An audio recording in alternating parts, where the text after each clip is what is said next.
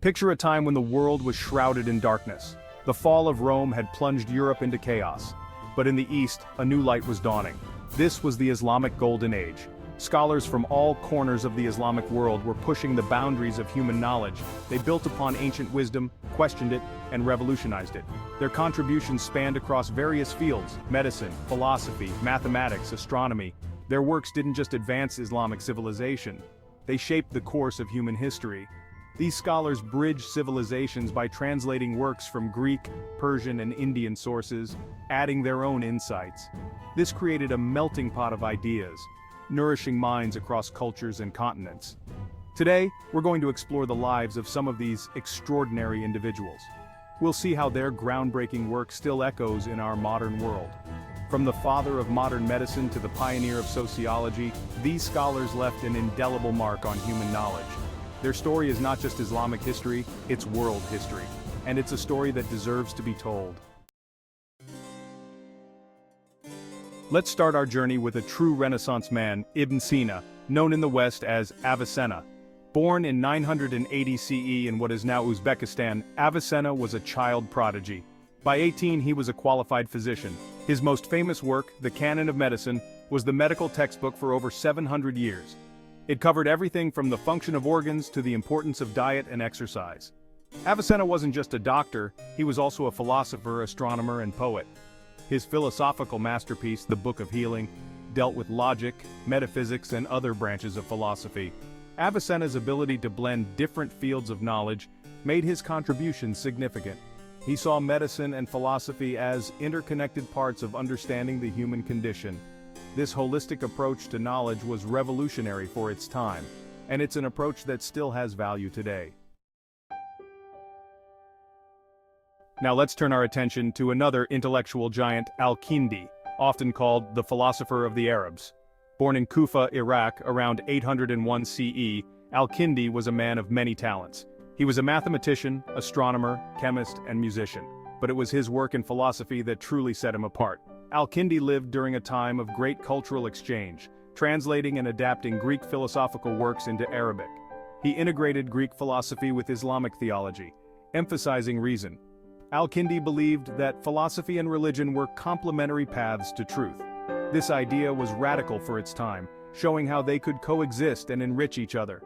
Al-Kindi's work wasn't limited to philosophy. He made important contributions to mathematics and optics.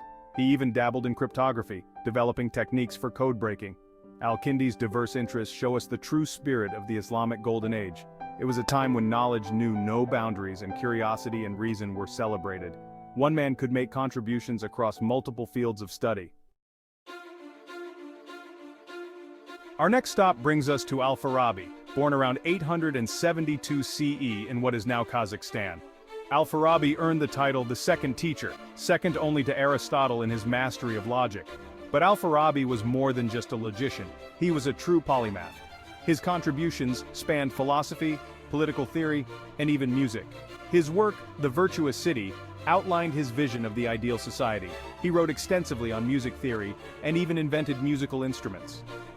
His work on the classification of sciences laid the groundwork for future scholars. Al-Farabi bridged cultures, writing in Arabic but influenced by Greek thought. He lived in the Islamic world, but his ideas reached far beyond it. Now let's journey to 12th century Cordoba, Spain, to meet Ibn Rushd, known in the West as Averroes. Ibn Rushd was a judge, a physician, and a philosopher, best known for his commentaries on Aristotle. These weren't just simple explanations, they were deep, insightful analyses that breathed new life into ancient wisdom. Ibn Rushd's work sparked a revival of Aristotelian thought in medieval Europe. Imagine that, a Muslim scholar reintroducing Greek philosophy to Christian Europe. Ibn Rushd believed in the harmony of religion and philosophy, arguing that true faith could withstand rational scrutiny.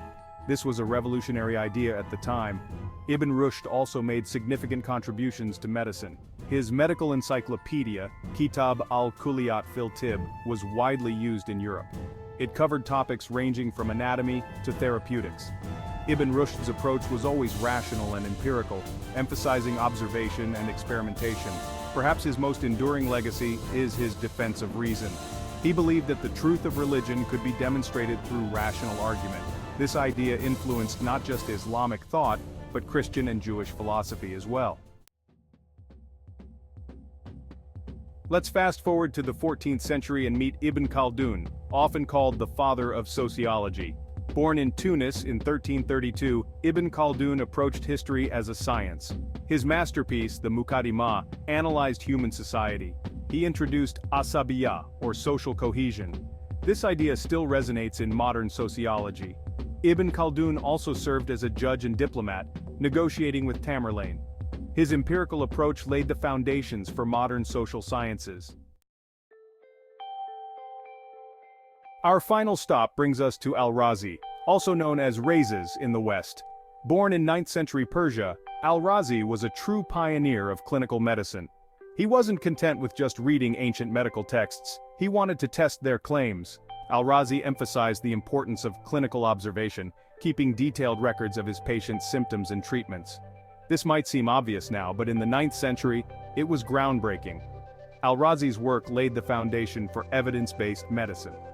One of his most famous works, the Comprehensive Book on Medicine, included his own observations and discoveries. He was the first to describe the difference between smallpox and measles.